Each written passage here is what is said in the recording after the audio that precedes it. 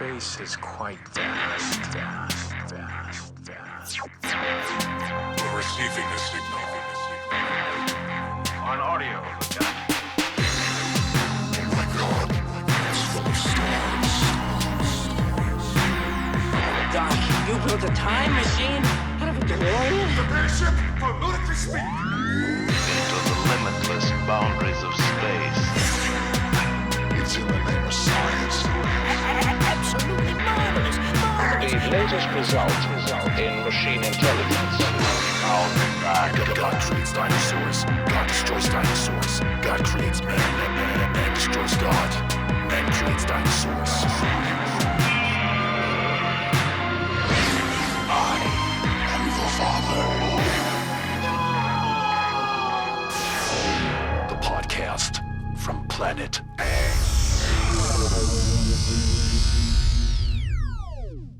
Hello, everybody, and welcome to the podcast from Planet X. My name is Ben, and with me today, as always, is my co-host David. What's up, guys? Today, we're talking about the blockbuster movie Jurassic Park from 1993. To summarize the plot real quick, in Steven Spielberg's massive blockbuster, paleontologist Alan Grant, Sam Neill, and Ellie Sattler, played by Laura Dern, and mathematician Ian Malcolm, played by Jeff Goldblum, are among a select group chosen to tour an island theme park populated by dinosaurs created from prehistoric DNA. While the park's mastermind, billionaire John Hammond, played by Richard Attenborough, assures everyone that the facility is safe, they find out otherwise when various ferocious predators break free and go on the hunt. First up for our cast and crew, we've got Sam Neill, who played Dr. Alan Grant. You might otherwise know him as Captain Vasily Borodin in The Hunt for Red October. He also played Sir Richard Martin in Bicentennial Man. He played Mr. McGregor in Peter Rabbit, and he also played Dr. William Weir in Event Horizon.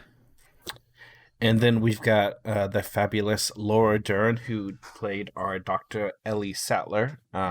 You may know her from October Sky as Miss Riley. She also played Prudence Simmons in Little Fockers.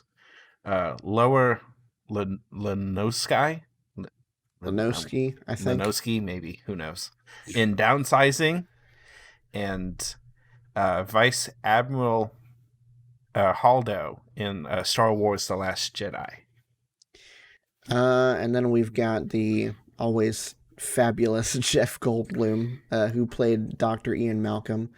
He was also Seth Brundle in The Fly, David Levinson in Independence Day. He was the voice of Aaron in the animated movie The Prince of Egypt, and he played Professor Brody in Cats and Dogs. And then we've got Richard Attenborough, John Hammond, who was also director of Chaplin, played Kris Kringle in The Miracle on 34th Street, director of A Bridge Too Far, and played Jacob and Joseph in the amazing Technicolor Dreamcoat. And then we've got Wayne Knight, who played Dennis Nedry. Most people probably know him as Newman in Seinfeld, but he also played Al McWiggin in Toy Story 2. He was the voice of Tantor and Tarzan, and he also played Stan Podolak, I think that's how you pronounce that, Stan Podolak in Space Jam. Not entirely sure on that one. Yeah, I don't know. And then, of course, Ben's got the same issue I have. Can't speak to save his life tonight. We've got Steven Spielberg, which, God, this man is such a good director. Legendary. Yes, exactly. Director of this movie and Jaws, another great one. Close Encounters of the Third Kind. Directors of the Raiders of the Lost Ark, and also E.T. the Extraterrestrial. So many movies under his belt. Many more besides this. Tons, yeah. It's crazy. Before we keep going, before we talk about our thoughts about this movie, I wanted to ask you, because I don't think I've ever I don't think I've ever talked to anybody else who's seen this movie. Did you ever see Cats and Dogs? Yes. That was such a weird movie, dude. It is such a weird movie, and I never. Did you see the second one? Yes, I did. Revenge. What is it? Revenge of Kitty Galore or something like that. I think so. Yeah. I never saw that one. That one was even more. It was. I think it was like a higher budget somehow, but good lord, both those movies were. I don't know, some sort of fever dream that somebody was on. I don't. We'll have to see. We'll have to see if those count as sci-fi movies. Maybe we can cover them on this podcast. I'm down for some Cats and Dogs. It's been a while since I watched it, but yeah, I know. I completely forgot that he was even in that movie. Yeah, I did like too, legit. To be honest. Okay, so give me your general thoughts on this movie. What did you think upon watching this for the probably upteenth time like I have? God. It's this is one of those movies. I don't care if it's halfway through it and I find it on TV, or if it's something that I've watched for the umpteenth time and there's nothing else to watch, or even if there are other things to watch, I will stop and watch Jurassic Park if the mood strikes me right. I just love this movie. It's so good. It's so mesmerizing. It's beautiful. I love it. It's really creative. Mm-hmm. It's funny at sometimes. It's darn near horrific at other times. Like, yeah, I know. Some of the chase scenes is like, oh god. We'll have You're to talk dead. about that later. But there is so many Exactly. times where I got the crap scared out of me during this movie. So many. Even when you know it's coming because you've seen it like for the 20th time, it still sometimes makes your heart skip a beat, and I just love it. This movie will never get old to me. It's just amazing. Yeah, I have to admit, I've seen bits and pieces of this movie. I think this is probably only the second or third time that I've actually sat down and watched it all the way through. Just because, Really? yeah, I don't know. I never, it was never one of those movies like I've seen it. I know it's good, but it was never one of those movies that I ever like wanted to sit down and watch again per se. And I couldn't tell you why, because like you said, it's a fantastic movie, and clearly I think it's a fantastic movie, but I don't know. I did not want to put this movie down from pretty much moment one of watching it this time. It was fantastic. Yeah. There's so many moments that I want to talk about during this movie, which we'll get to here eventually. But before we get into anything super specific, I want to talk to you about the special effects, which is something that I really, really was excited to talk about when we announced it on our last episode, Galaxy Quest, that we were going to do this. Have you seen the YouTube channel Corridor Crew? No, I can't say that I have. Okay, so they have this series. Their main YouTube channel is just called Corridor. They do like these very, very special effects heavy short films, sometimes comedic, sometimes action, sometimes like satire. But all of them are spectacular, especially in the visual effects category. And they've got this series on their second channel, Corridor Crew, where they sit down and they react to and try to explain different visual effects scenes. And something that they've touched on multiple times is this movie, different scenes throughout this movie, but especially the initial T-Rex reveal, where it steps over the fence for the first time, and you kind of get this sense of scale. It's insane how good some of the special effects in this movie still look. I don't want to say that I think all of them have held up extremely well, because there's times where I was like, like the what was it? The Brachiosaurus at the beginning, like the first thing that they see. Yeah. That looked that took me into the uncanny valley a little bit. I could kind of tell that was CG. Yeah. But that T-Rex, especially the way that it's lit, how it's kind of in the shadow 99% of the time during that shot. Yeah. It looks fantastic. Yeah. It really does. Just as a smaller side, that Brachiosaurus, have you seen Jurassic World Fallen Kingdom? I think I had. That's the latest one, right? That's the latest one, yeah. The one where the island, the volcano erupted. Yeah, I've apparently, seen it. It's been a while though. Yeah, apparently the Brachiosaurus that Chris Pratt's character is looking at the end as they're boating away from the island. The last survivors are getting off the island. And you see the Brachiosaurus in the scene get consumed by the gas and ash cloud of the volcano. Apparently, it's supposed to be the same one that we were introduced to in this first scene of the movie. Really? Yeah. So it's apparently supposed to be the original one, which I thought was really amazing and cool that they did that, but also heartbreaking too. Yeah.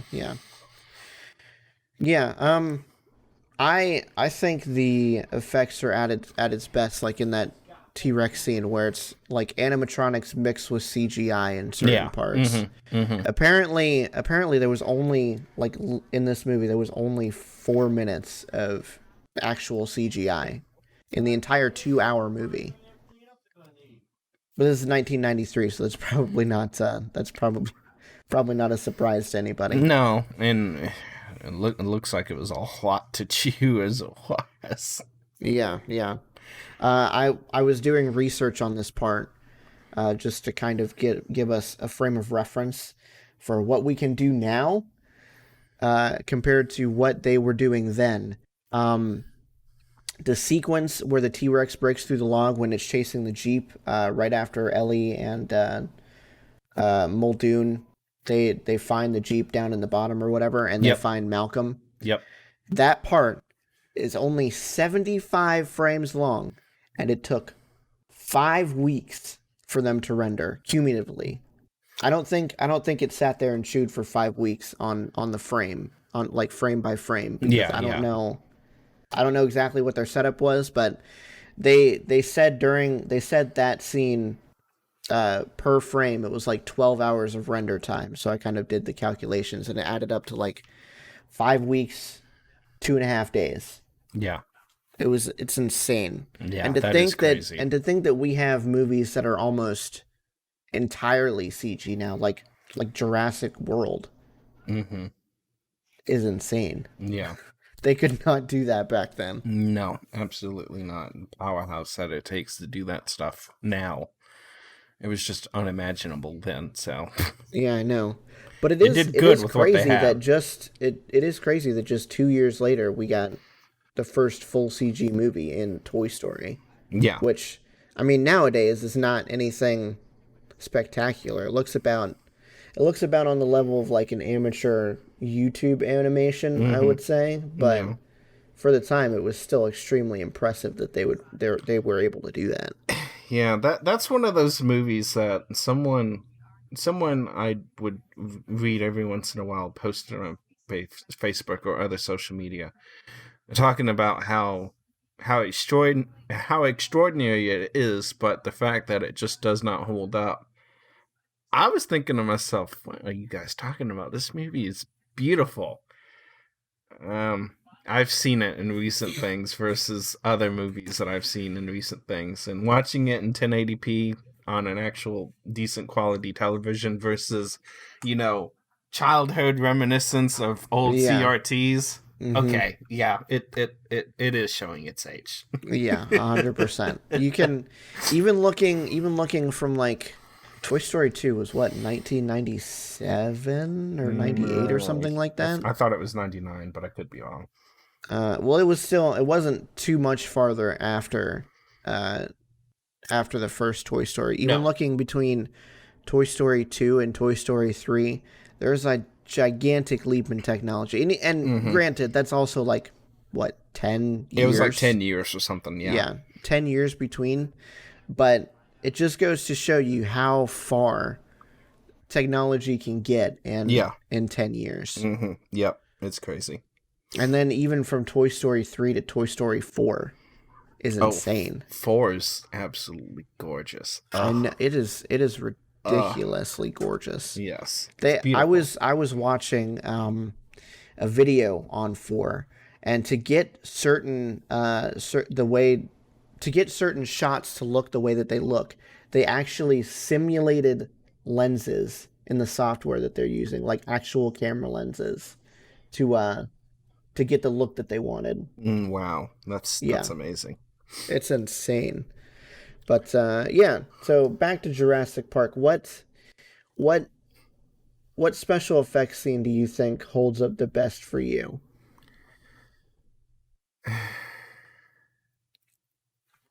Not even just the CGI, but just in general, because the animatronics are still special effects too. Yeah, and they were pretty good. Some of them you could kind of tell it was definitely animatronic, and that's okay. I mean, yeah, for what it was, it's still really good. I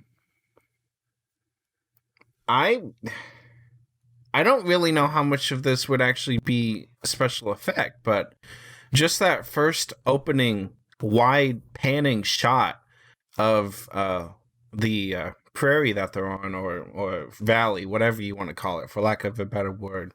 Mm-hmm. I mean, there's dinosaurs in it, so obviously something is special effects about it, because you're not going to find dinosaurs in the real life. And I don't know exactly how much of that field was actually real life or what could have been added in. I feel like it was all real life. The field. Are you talking about the, like, right after they saw the initial Brachiosaurus, that lake and everything? Just the expanse of the park. You see what it is. You see all the dinosaurs. You see the. It's just a memorizing shot to me, and I don't think anything else quite compares to that. I mean, because everything else is kind of like room based or. Well, there's a little bit of adventure-based scenes, like the tree scenes and stuff, where they've the Alan and the kids have gotten lost in the park trying to cope with what has happened. But those are all really close-up type deals, and the Brachiosaurus that comes and sees the children and sneezes on the little girl. Okay, it's special effect, but it's not like a memorizing scene to me. It's just part of the movie. I wouldn't call it special. But that opening shot, I think, has to be my favorite part. Okay, so how they did that shot was obviously the dinosaurs are all CG, but that wide prairie shot. That wide prairie shot is they filmed that, and then the actors were on a green screen, so they composited everything together in post as far as those 3 shots go. I figured it was something like that. Yeah. But it still looks impressive nonetheless. Yes, it does look really good. I think besides the initial T-Rex scene, my favorite scene has got to be the raptors in the kitchen.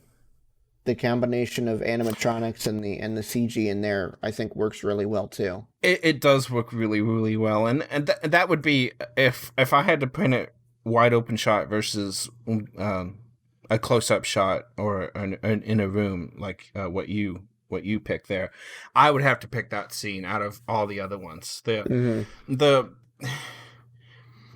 electrical room scene, I felt like it was, you could really tell that it was going a little bit too heavy-handed on. You can see through the cracks of the special effects. You could really tell that it was fake.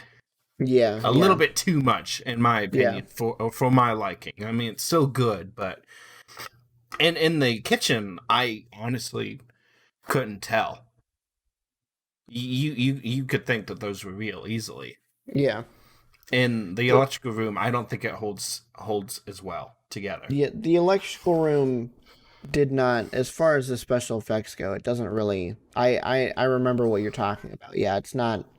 It doesn't it's coming work through the very wires well nowadays. Yeah. Yeah. You could you could definitely tell that it was an animatronic there. Yeah, yeah. Mm-hmm.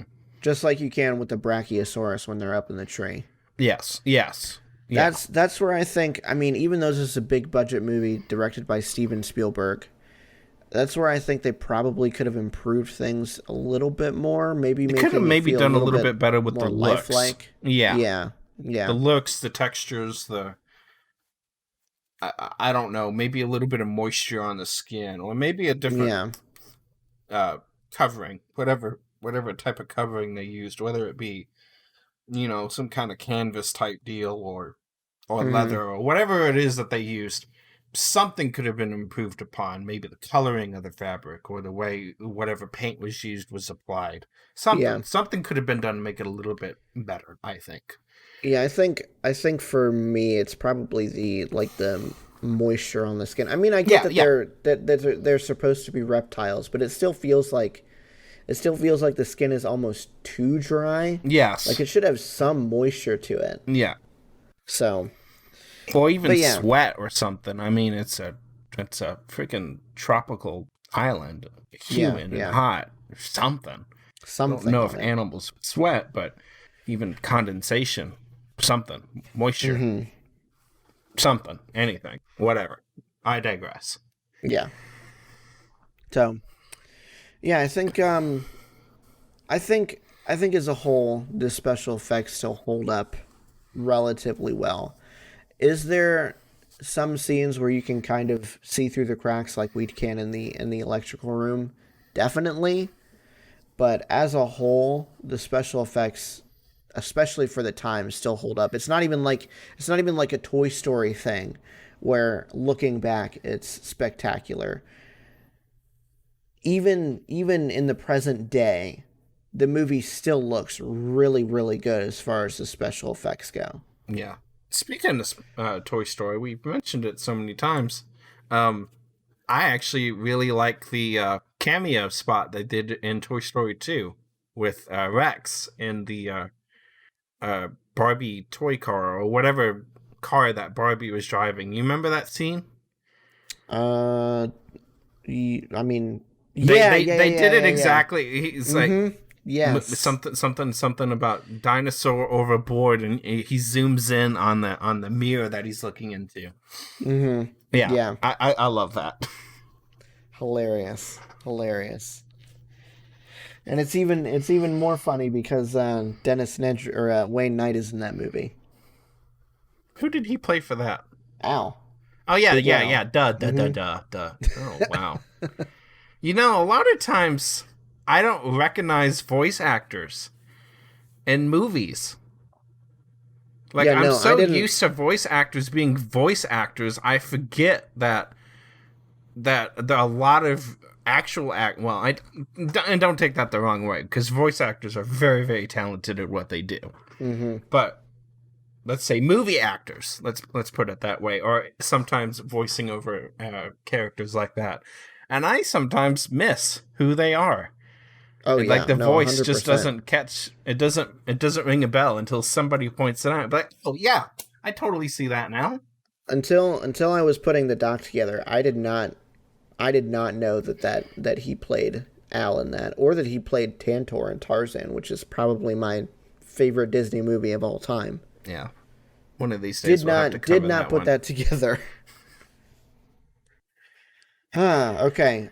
So I think we've covered everything special effects wise, at least a good portion of it. You wanna move on to our next talking point here?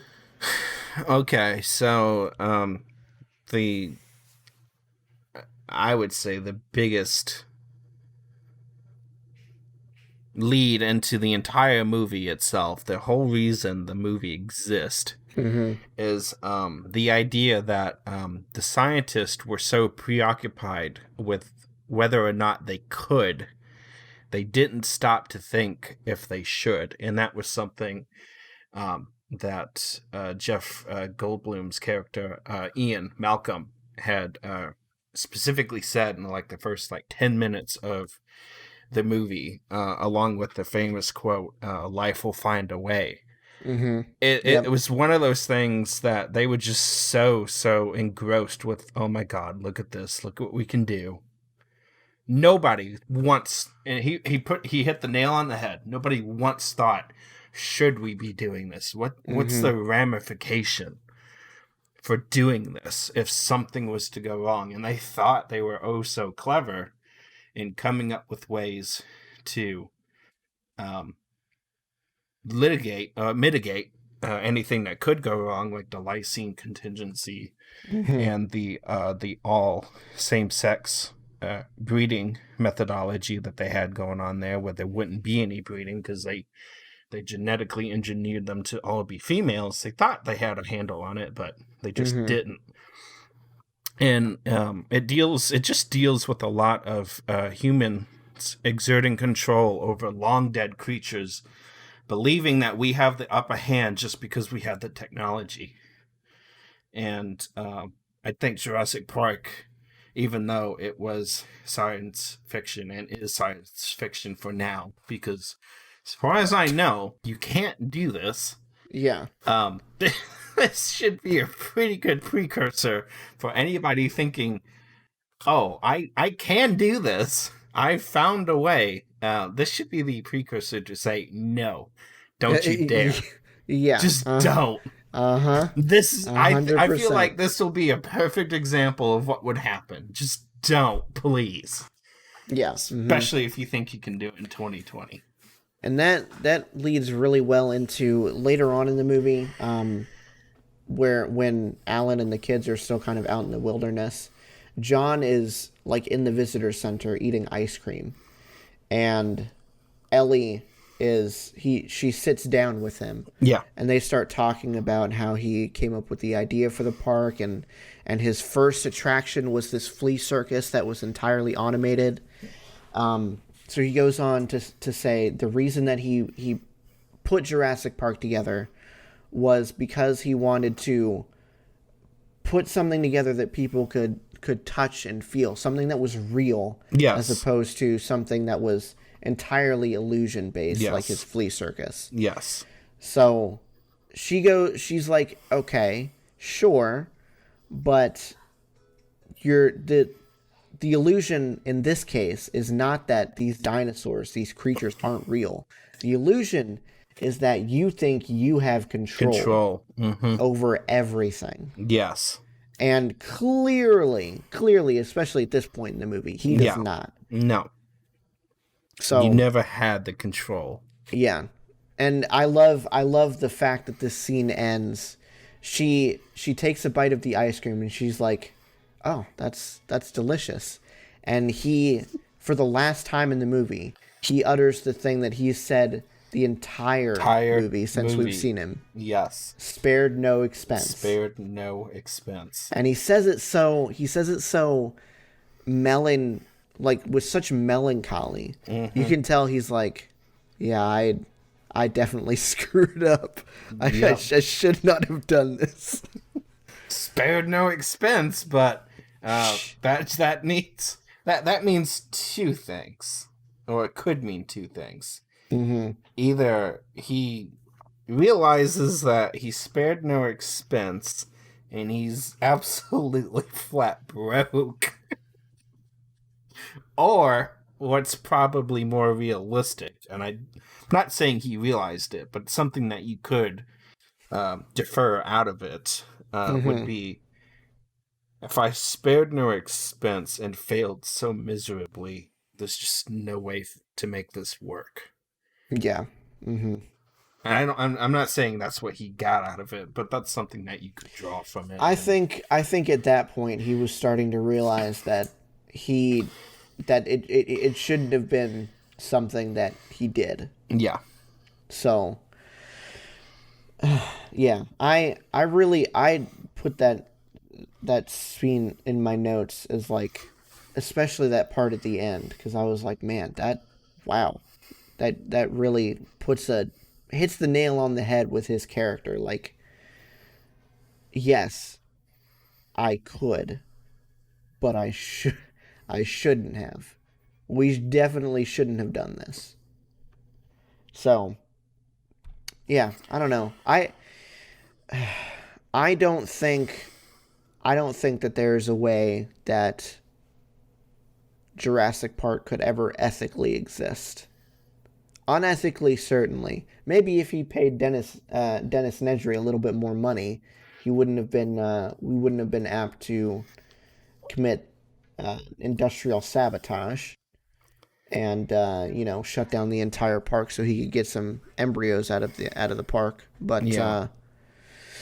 we're never going to know if that's the case. And clearly, Jurassic World isn't built on that premise either, and everything still goes wrong with those movies. So Yeah. It's one of those things. I always wondered if that wasn't just a giant plot hole that somebody could pick apart really fast. Like they even said in the movie, Hammond and oh god, security guy. I know you're talking about. It's Ray something, played by Samuel L. Jackson. Yes, Jackson's character, but I couldn't think of his name. Mm-hmm. Anyways, I loved him in this movie too, even though it was a really small part. Anything that man does is gold. Oh yeah, absolutely. But even said he knew not to mess with the raptor fences. Why would he leave those on? Mm-hmm. Why not turn anything off? Why not just do the perimeter fence? If that's all he needed to get past, why did he shut down the fences for everything except the stupid velociraptors? Like, did he not think the T-Rex was going to be a problem or something? Like, I mean, I think he figured, at that point, he's going to be home free, scot free, And who cares? Yeah, exactly. I feel like at that point he just didn't care, Maybe he did it to sabotage the park even more than he was planning on doing with the embryos. Maybe I don't he just know. wanted to ruin the entire thing. I don't know if it was ever fully explained. Is this his intent? Was sabotage his intent, or was he just in it for the payday? To get the $1.5 million, the 3/4 up front, and then the 3/4 for all 15 embryos if you manage to get them all off the island. Mm-hmm. Was sabotage the point, or was it just stealing corporate secrets, and getting the money for it? I don't really know, because if that wasn't his plan, boy, did he F up when he turned everything off. Yeah, good God. I feel like that was probably his plan, because if it wasn't, like you said, he could have just turned off the perimeter fence and gone out without any issues. And with the security measures, and I feel like, considering he built the entire system, there's plenty of ways he could have disabled everything he needed to, but not turned off the electric fences for the T-Rex and the other animals that got shut off at the same time. Yeah, and ultimately the reason why he died. Yeah. Because he turned off fences he shouldn't have. The Dilophosaurus. Dilophosaurus. Yeah. Oh, Dilophosaurus, whatever. Well, at least as many times as I've watched the movie, at least that's how they pronounced it. So yeah. Dilophosaurus it is. Right. The one thing I know how to pronounce, because I've heard it said too many times. Yeah. Yeah, I don't know. I thought the central message of this movie was pretty interesting. It's part of the reason why I wanted to talk about it. But don't shit you don't know. Anne Malcolm definitely hit it on the head with that quote. Your scientists were so preoccupied with whether or not they could, they didn't stop to think if they should. Exactly. Fantastic bit of writing. Yeah, it was perfect. I loved it. Okay, so the last specific point that I wanted to talk about was the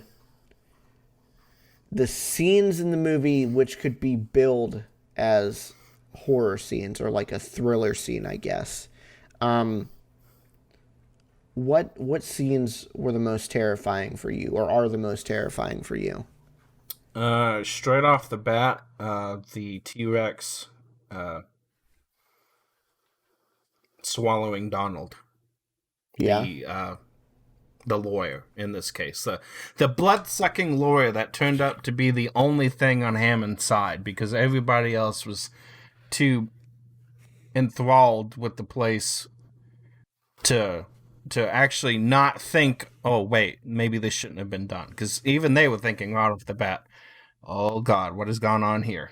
Yeah. Mm-hmm. So at least they came into it with some deductive reasoning inside their heads, like, yeah, this could go bad.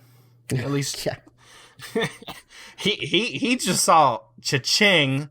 Yeah, His whole tune changed when he saw the dollar signs in his eyes. You could just see his face light up, and dollar signs were in his eyeballs. Just if this was like an animated Looney Tunes thing, his eyes would have literally turned into dollar signs once he saw the Brachiosaurus at the beginning. Exactly, like 100%. So that was a bit. Because you don't see... Because, I mean, if you saw the velociraptors eat the cow, that would probably have been absolutely horrifying. But all you see is just the trees moving and shaking, and then the remains of the crane, and I guess the saddle, or whatever you want to call it, the blue fabric that was literally torn in shreds, lifted back out. You didn't see any of that, so... it's not really horrifying to me. It's just, oh God, what can these creatures do? Yeah, that the T-Rex eats them. That or the part where Muldoon gets ripped to shreds by the two raptors. That would have been terrifying too. If they that would be that number two. Exactly. That would have been right up there. Like, oh Lord, but they didn't see that or show that. Thankfully, who did they show? Because you don't see Dennis. You just see the aftermath and the through the fog and through the rain of the glass. I think the only one that they did show was the lawyer, because they show Ray's arm in the electrical shed, but they don't actually show him getting killed or anything. So. Nope. You see his arm, that's it. You see Dennis through the fog and the glass of the watered-out Jeep, so you couldn't see any of that. Mm-hmm. Nobody else died, right? Yeah, it was the lawyer, the keeper, Nedry, yep, and Ray. That was it. Everybody else survived. The keeper was kind of crazy too. The whole taser scene, trying to get those velociraptors under control. Oh yeah. That at the beginning, I completely forgot about that. Yeah. But they also, somewhat didn't show it either. I mean, they did, but they didn't. Same thing with Nedry. That was honestly pretty. I don't know. That was crazy. I don't want to call it terrifying, but it was definitely up there. It was an interesting opening. Oh my gosh. It was horrifying. That's what I'll call it. Exactly. They didn't necessarily show anything, but just seeing the fear in that dude's eyes as he was being brought up and down. Yep. Across the cage is oh my gosh. Effortlessly, I add too. Yeah. No kidding. Whoosh, whoosh. It was like they were just beating him like a stick on the ground, like you're trying to. Like break a stick or something. It looked exactly like they were trying to do to him. Like they were just trying to snap him in half. It's like, oh God, what's going on? Pretty much, yeah. Ooh. Yeah. What else? You got anything else that you would put up there? The T-Rex going after what I believe was a Triceratops, but I'm not positive, was an interesting scene. But it really wasn't that bad. You mean, no, that wasn't a Triceratops. That was, what was it? The Gallimimus. Okay. Gallimimus well, or something. I don't know all my dinosaurs, and I forget exactly which one it was, but I think they took panned away the craziest parts of that scene, too, because they just go back to the little kid's face, and he says, the blood. They showed a good portion of it before they cut away, though. Yeah, they did. It was interesting.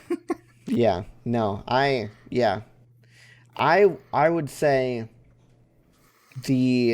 definitely the scene that scared me the most, that got me the best, was right after Ellie finally got all the power on.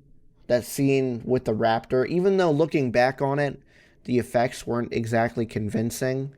The fact that it just jumps out of nowhere. Yeah. It was a scared jump more than anything. Yeah.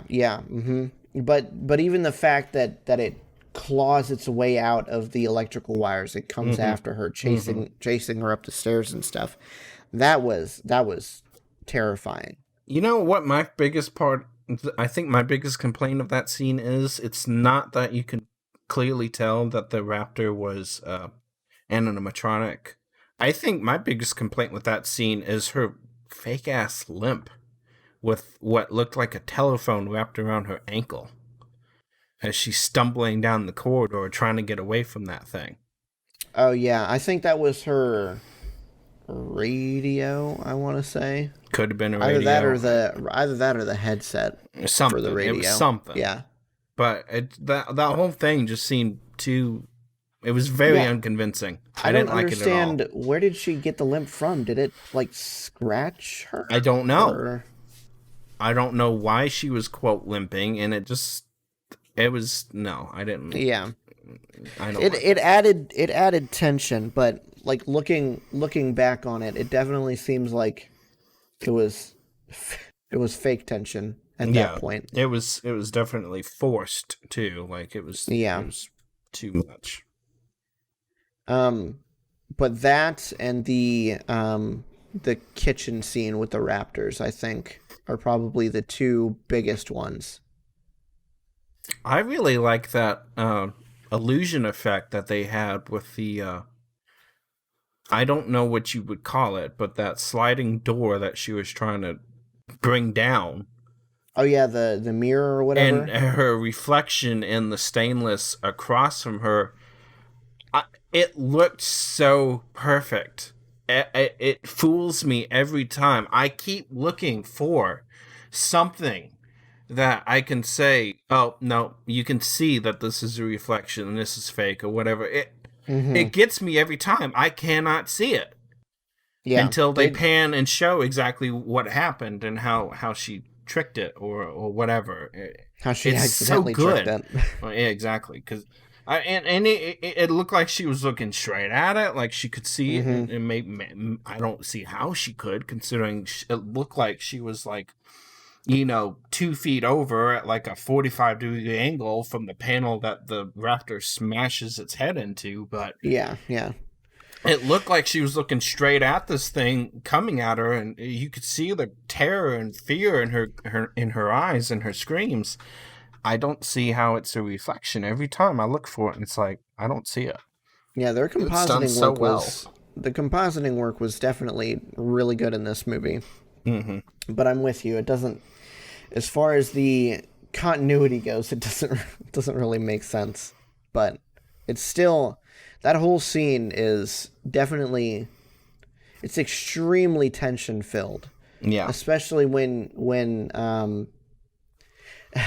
the best part is right after Alan finds Ellie, and she's like, I managed to trap one of them in the shed back there.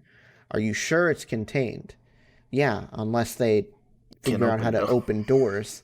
And then the very next shot is the raptor coming up to the door and opening the doorknob. You're like, oh my, are you kidding me?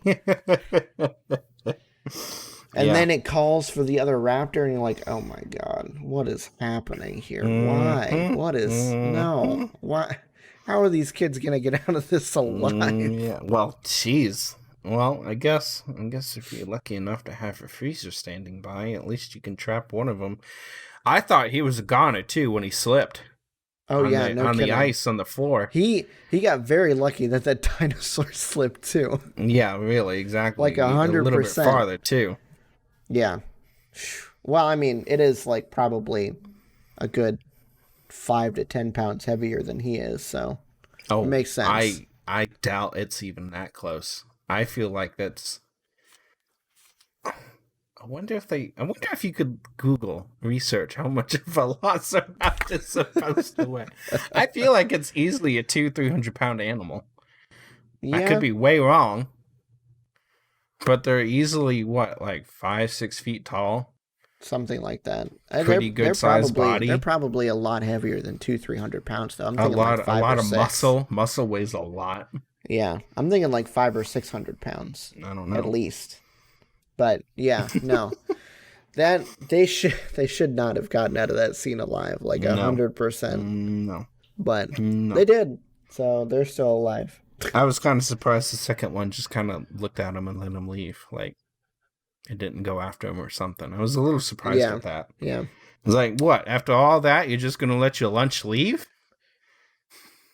I mean... Maybe it had guess, too much of a headache or something. I don't know. Yeah, it probably had to clear its head a little bit before running after him. I mean, clearly it was right behind him because it didn't take that long to get to the door. So... Yeah. Oh, that's something I forgot to mention. Do you remember when they're up in the ceiling right after the raptor manages to get into the control room? They go up into the ceiling. I meant to mention this. I think I know where this is going. Go ahead. And then the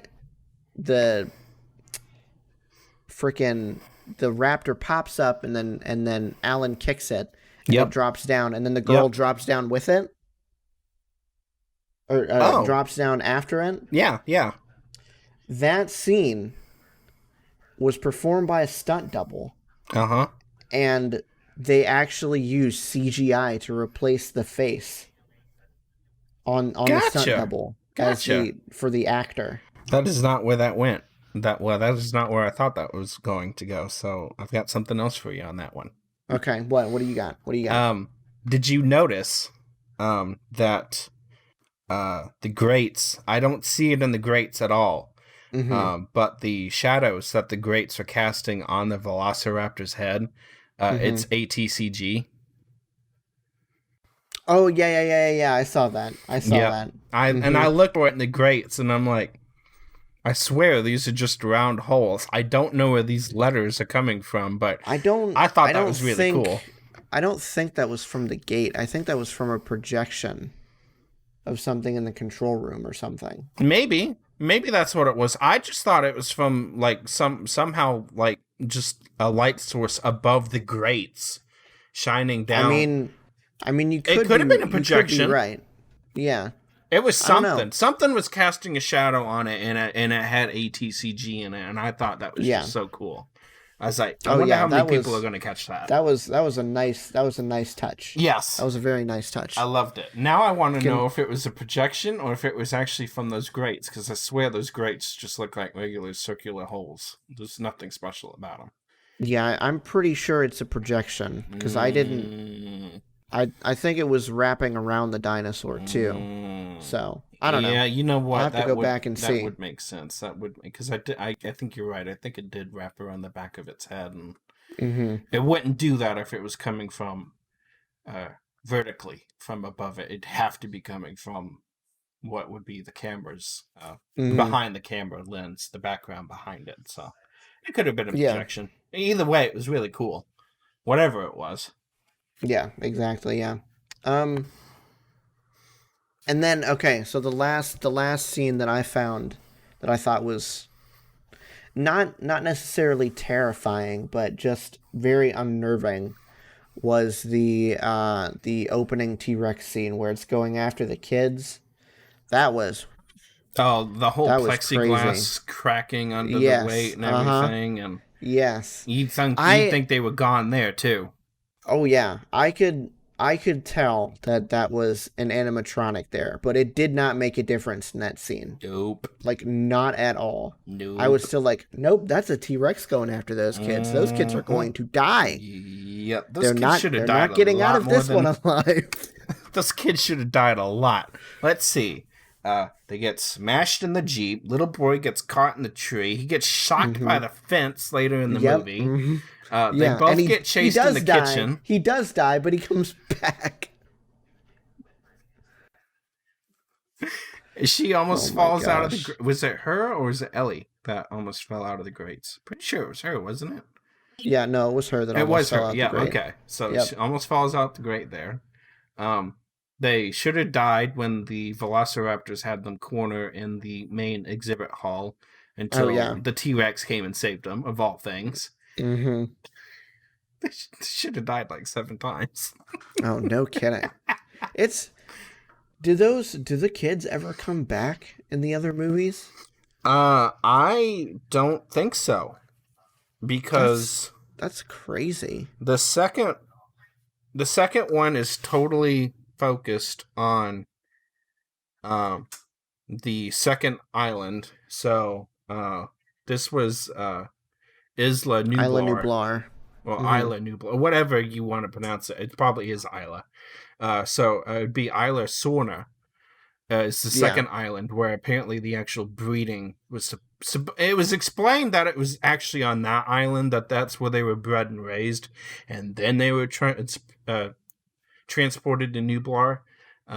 But that one focuses solely on that island, and then the horrific and stupid idea of bringing that crap to frickin' San Diego. And then the third movie focused on, I forget which one, but it was one of the main 2 islands. Totally different family going on vacation, gets lost. And that's when, that was the one that Jeff came back and did. I never saw the kids again. That would be it. I think it was just the first one. Yeah. Because it wasn't any of them in any of the second ones. It seems weird that they wouldn't have brought them back for like any of the Jurassic World movies, because they're bringing back Alan Grant. What's his name? Sam Neill. Yeah, Sam Neill. They're bringing him back for the next one, Jurassic World Extinction, Maybe or Dominion, or something like that. I forget what it's called. Yeah, but he's in the next one for how sure. That one comes out. And Jeff Goldblum is probably going to be in this one too, considering he was in the last one. Yeah. Wasn't he the one that was doing the press conference at the end of that movie? Yeah. About the escapement of these creatures. This is going to be a whole new world. Yeah. Okay. Yeah. So that didn't surprise me. Did Hammond die? He died, didn't he? Yeah. In one of the sequels? Richard Attenborough died. I feel like Hammond's character got killed off at some point. I just can't remember where. It was not the original. It would be. Yeah, it's not in this movie. Yeah. I don't remember. I don't know. It was one of the worlds. I haven't seen enough of 2 and 3 to remember him in them. No, he made it past the original trilogy. This would have been one of the. This would have been either the second or the first of the second trilogy. Yeah, no, he was in the last Jurassic World, but only as a voiceover, a posthumous voiceover thing. Yeah. So, well, anyways. I don't know. So yeah, is there anything else you want to touch on before we head out? Why were the pterodactyls not found anywhere else? They were flying with a helicopter, right? Were those pterodactyls or were they just pelicans? I could have sworn they were pterodactyls, but maybe they just pelicans. I'm pretty sure they were pelicans. I don't think they were pterodactyls. Were they not dinosaurs in any sort of fashion? I thought they were. I don't think so. Here, I'm gonna pull it up real quick. Yeah, let's do that.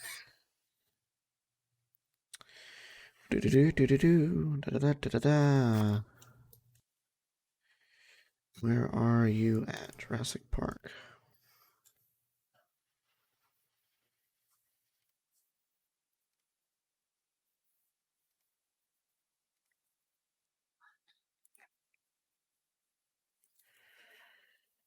Okay.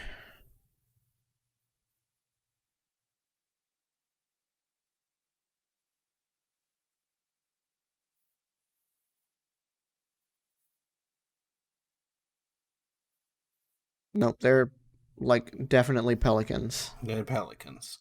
Yeah. Okay. I know there's pterodactyls in the next movie, but no, those were pelicans at the end there. Okay. Because my if they're flying, how are they not anywhere else at this point? Yeah, They're only 120 miles away. Does that really seem that big of a distance, considering you have mass migrations of birds all over the planet every stinking season change? true. So you'd think they would be somewhere else by now, but I digress. That if they're pelicans, then it doesn't Listen, matter. there's plenty of plot holes we could talk about in these movies, but This is true. As honestly, as far as I can tell, there's not really any gigantic plot holes in this movie. Maybe once we get into the next two, we're gonna find more. But in this movie, I don't really see any. Not once you get past the science of it. Yeah, There's plot holes in the science, but the science is debatable at best. Yeah. But as far as the actual plot goes, yeah, I don't think there's any plot holes at all. They seem to button up all the loose ends. I mean, you don't button up any of the loose ends, considering A, they're supposed to be same sex, which is explained by frog DNA apparently being able to change sexes in a single sex environment. But they never did say anything about the lysine contingency. I'm pretty sure they explained it in the second movie that they just must have life found a way, because there really is no explanation as to why they didn't all die like they should have. Clearly their science didn't work. It worked to create the things, but it didn't work to keep them in check. Exactly. Yeah. Well, like Dr. Ian Malcolm so elegantly put it, life finds a way. Yep. I think that's it. So, I think that covers all the major scenes. It's a damn good movie. That's for sure. All right. Well, let me pull up our movie document real quick. Oh, yes. Let's Random see. Generator.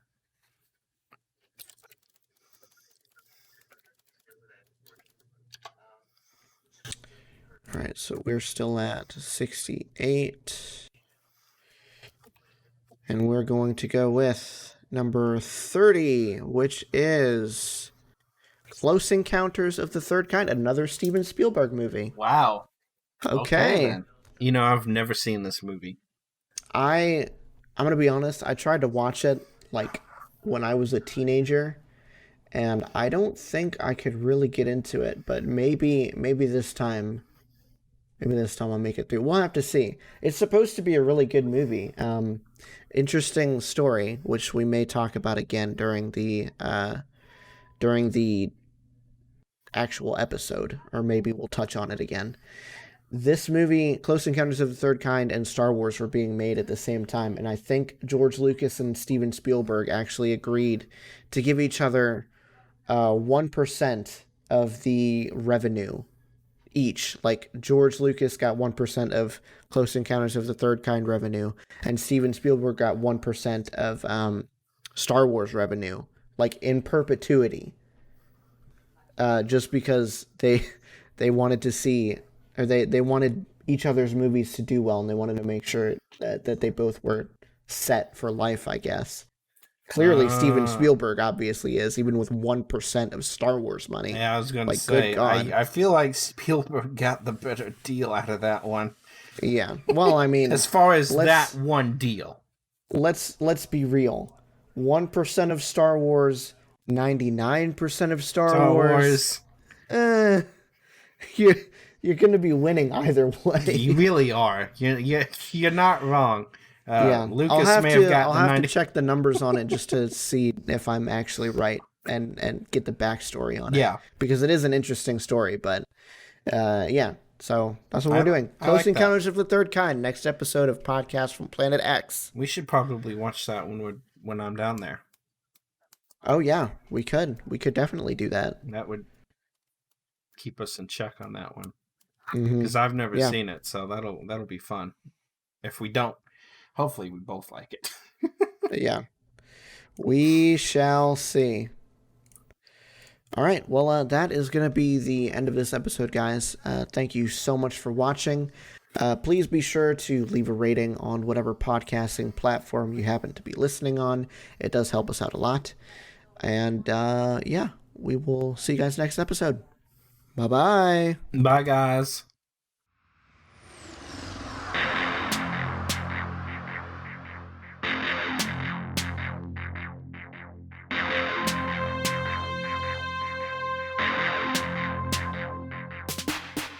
Thank you for listening to this episode of the podcast from Planet X. We are hosted, edited, and produced by Ben Mason and co-hosted by David Knowles.